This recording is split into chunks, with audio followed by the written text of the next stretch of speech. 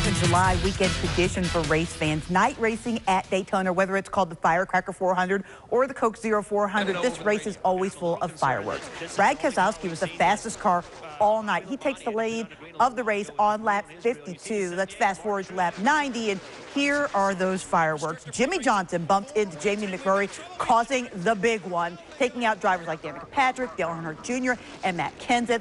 Fast forward down 6 laps to go. A.J. Allmendinger is towards the front of the pack. He gets a little bit loose, starting a chain reaction.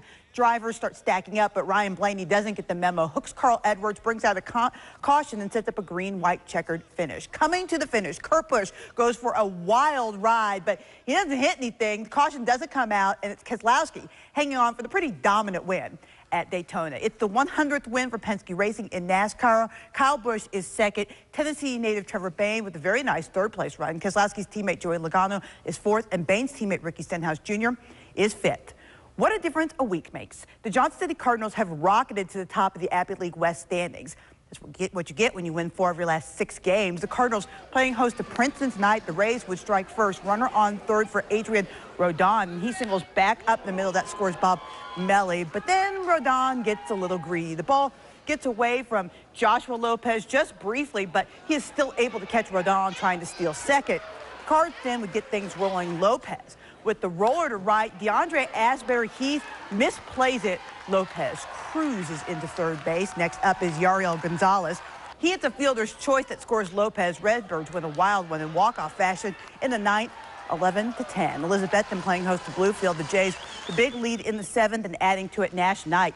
Singles to right. That scores Bradley Jones. Betsy trying to get some of those runs back. Christian Cavanagh hits a roller to second. The ball is misplayed a lot of that tonight, and Jalen Davis scores. The damage is already done. Bluefield wins 8-5.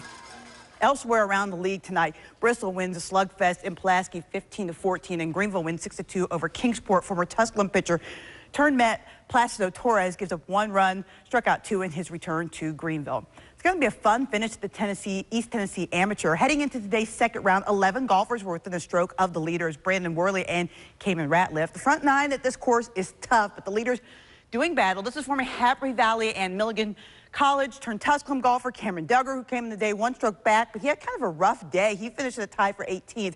2-time defending champ Ratliff with the approach on 1, lays it on the green. He is still in the lead. He would 2-putt for the par here. Worley, it's a nice third shot, the chip shot, but it would be a 2-putt for bogey for him.